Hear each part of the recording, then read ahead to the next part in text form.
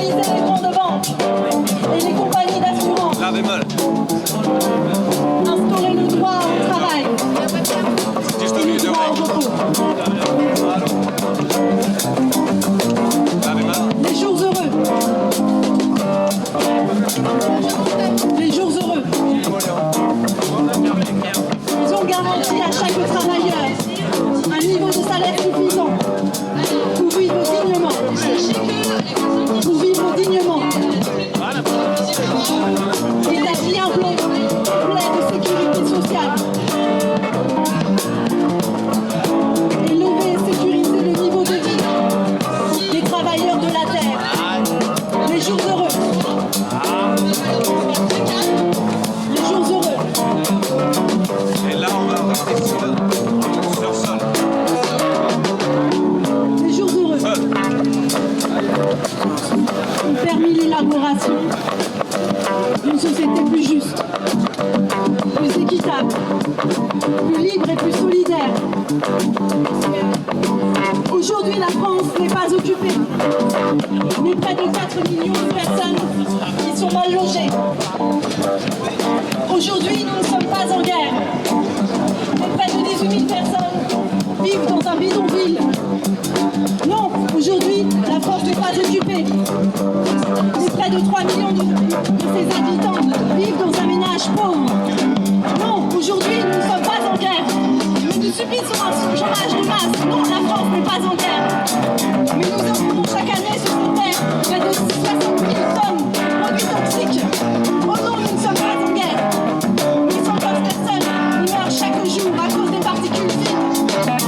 Et 149 000 personnes meurent chaque année du cancer. Aussi, nous sommes en guerre. Aussi, nous sommes en guerre.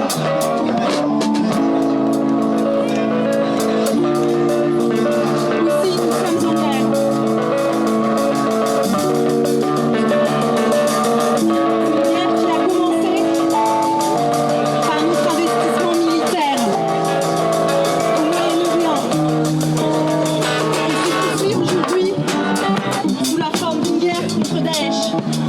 Oui, nous sommes en guerre. En guerre contre le savoir. En guerre contre l'être. Nous sommes en état d'urgence. L'état d'urgence, c'est cet état qui justifie en France des milliers de perquisitions, assignations à domicile. L'état d'urgence, c'est cet état qui permet de violer les droits de l'homme et qui fragilise notre démocratie. Ainsi, si nous ne sommes pas en guerre, ou pas vraiment en guerre, nous avons de bonnes raisons de nous indigner. Nous avons de bonnes raisons de nous indigner. Nous avons de bonnes raisons de nous indigner. Et c'est ce que nous avons fait. Nous avons été nombreux à sortir dans les rues de France pour dire non à la loi El Khomri et à son monde. Oui, nous sommes sortis.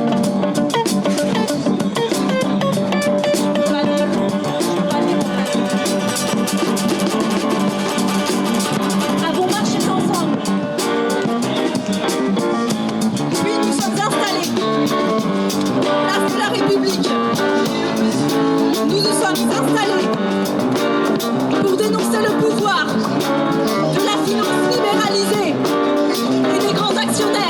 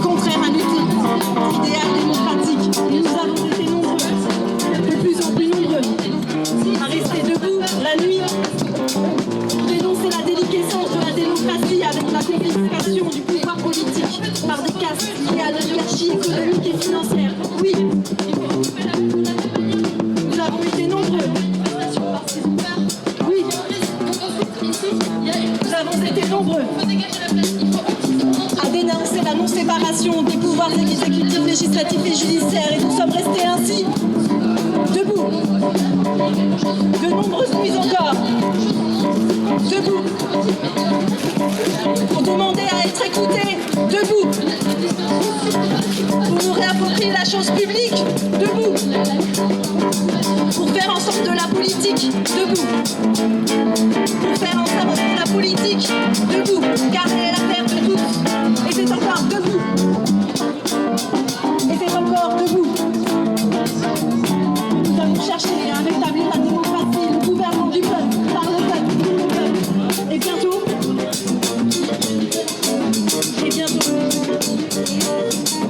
rejoint par des milliers de citoyens, partout en France et dans le monde. Nous avons suivi ces nuits debout et toujours debout. Nous avons refusé l'exploitation de la nature, refusé cette exploitation à l'origine de la crise écologique, climatique et mondiale.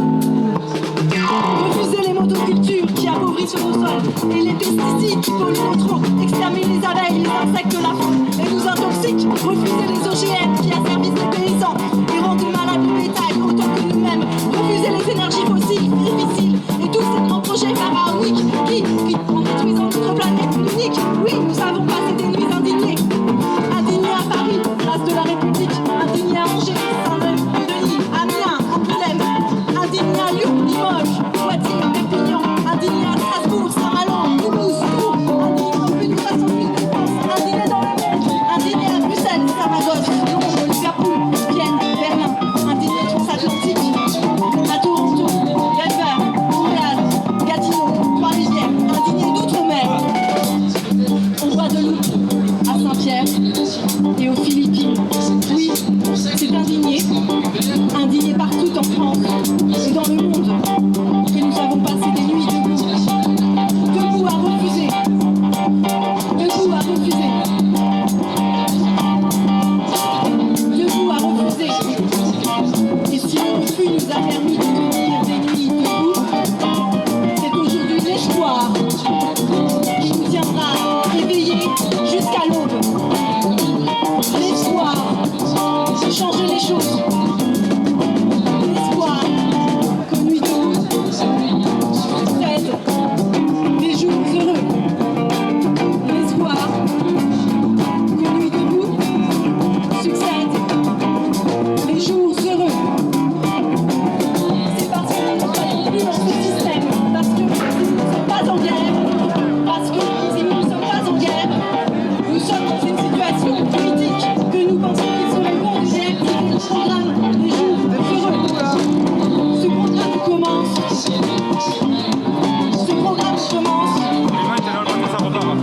Par une réappropriation du bien, et notamment des ressources naturelles, du travail et de la monnaie. Autrement dit, il commence. Sonia, Frédéric, il commence par l'accessibilité pour tous et la gestion commune des ressources essentielles. Ce programme nous invite à prendre soin plutôt qu'à conduire, à préserver plutôt qu'à accumuler, à privilégier la qualité plutôt que la quantité et la sobriété plutôt que la démesure.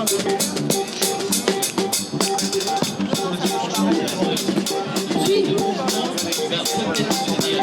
il nous invite à opérer une transition économique, sociale, écologique et politique, une transition systémique organisée démocratiquement, articulant le global et le local, l'individuel et le collectif, et